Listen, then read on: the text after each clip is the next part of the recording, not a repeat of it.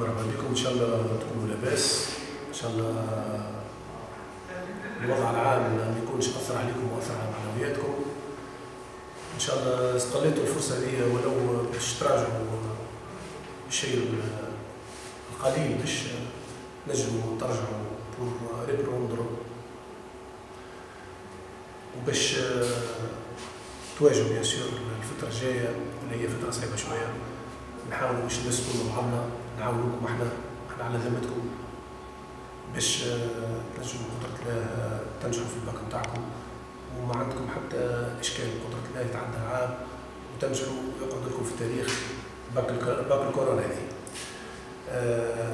كما تفضل سي سمير وعبت لكم الاعلان في الباج نتاع الفيسبوك نتاع الليسي، على اعتبار انه باش نحاولوا من بعضنا باش نقوموا بمراجعه بالانترنت عن بعد.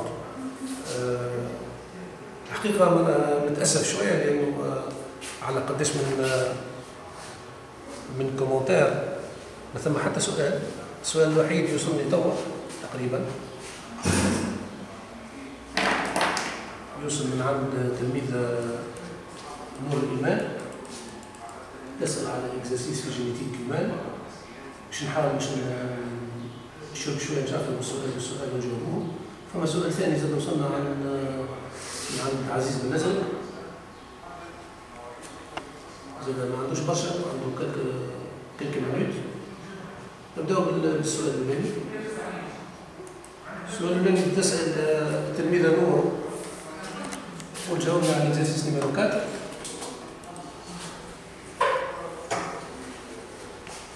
بونجور، نجم تجاوب لنا على الكيستيون هذا من ديفور سانتيز. اوكي. بون، l'exercice هو c'est une question de devoir de synthèse. Expliquer à l'aide d'un schéma l'origine de l'anomalie du karyotype du fœtus numéro 2. Bien évidemment, au départ, on a démontré que l'allèle de la maladie est porté par le chromosome autosomal numéro 21. D'ailleurs, quelle précision apporte le document 4 pour la réponse à la question numéro 2 justifiée. On a démontré que l'allèle de la maladie est porté par un autosome. Indiquer le sexe des fœtus et préciser s'ils sont de vrais ou de faux jumeaux. On a démontré aussi qu'ils sont de faux jumeaux. Écrire les génotypes, c'est bon. Bon, maintenant, on va répondre à cette question. Le fœtus numéro 2, qu'est-ce qu'il a? Il a 3 allèles. Et il a, d'après les karyotypes, la trisomie 21. Donc, les fœtus 2 est trisomique. La question qui se pose, s'il a une trisomie 21, l'allèle de la maladie, ou plutôt l'anomalie, est-ce qu'elle provient de la gamétogenèse chez le père ou bien la gamétogenèse chez la mère? C'est-à-dire, est-ce qu'elle est d'origine paternelle ou bien d'origine maternelle? Dans cette question-là, donc normalement les données de cet exercice ne sont pas tous présentées dans ces photos. Donc j'essaie de me rappeler que l'origine de cette anomalie peut être paternelle, comme il peut être, comme elle peut être maternelle.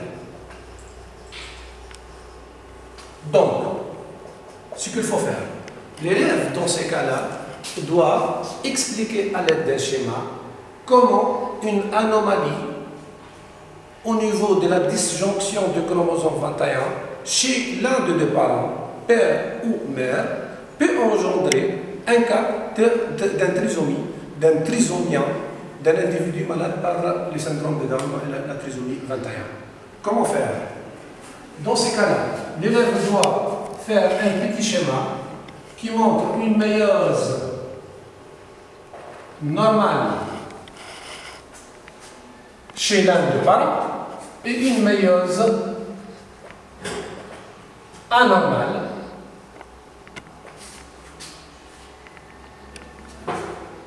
chez l'autre parent. Un parent, l'autre parent.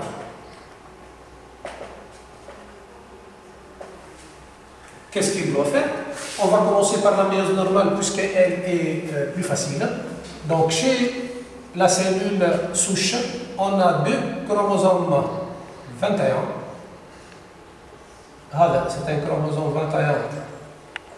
Ici, un chromosome 21. Individu comment diploïde, une paire de chromosomes 21. Au cours de la première division de la méiose, division réductionnelle, on va assister à on va obtenir deux cellules à un chromosome dupliqué chacune, c'est-à-dire que chaque cellule présente un seul chromosome 21 dupliqué. Un seul chromosome 21 dupliqué. Il y a une séparation de deux chromosomes homologues. Dans la deuxième division, la division équationnelle, cet individu, ou bien cette cellule, elle va donner deux cellules, N, N, des cellules, N, N. Cette cellule va être à l'origine du gamète.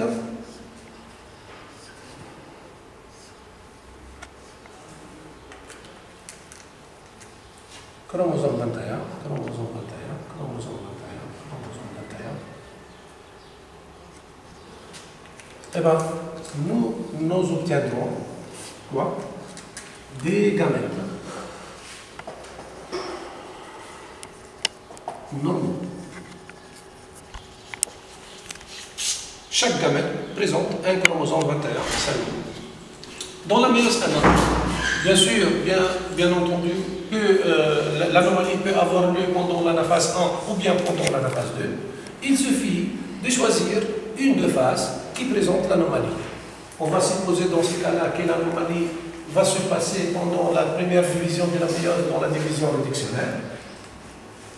Donc on va schématiser la cellule de départ, cellule souche diploïde, présentant deux chromosomes 21, une paire de chromosomes 21. Lors de la division réductionnelle, dans cette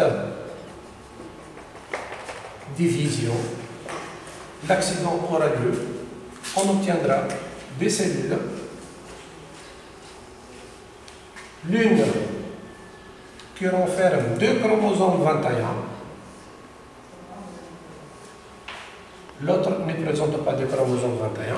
C'est la non-disjonction de deux chromosomes 21, c'est-à-dire que les deux chromosomes 21 vont migrer vers un seul pôle de la cellule pour se mettre dans une même cellule fille de la division réductionnelle, alors que l'autre cellule ne présente pas de chromosome 21.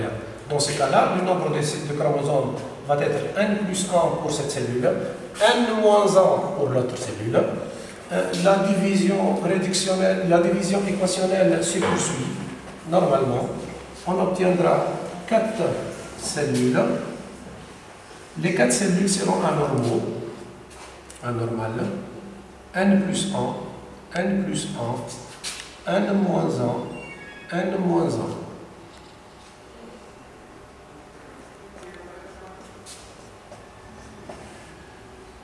Nous avons ici deux chromosomes 21 simples, deux chromosomes 21 simples. Il n'y a pas de chromosome 21, il n'y a pas de chromosome 21. On obtient ainsi des gamètes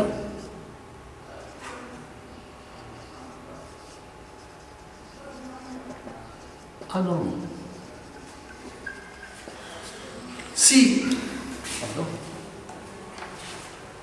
Si pendant la fécondation, il y a fusion d'un gamète à N plus 1 chromosome d'un parent et d'un gamète normal de l'autre parent, on obtient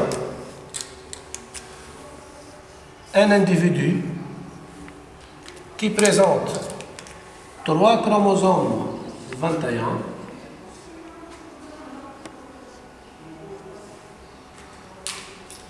comme le fœtus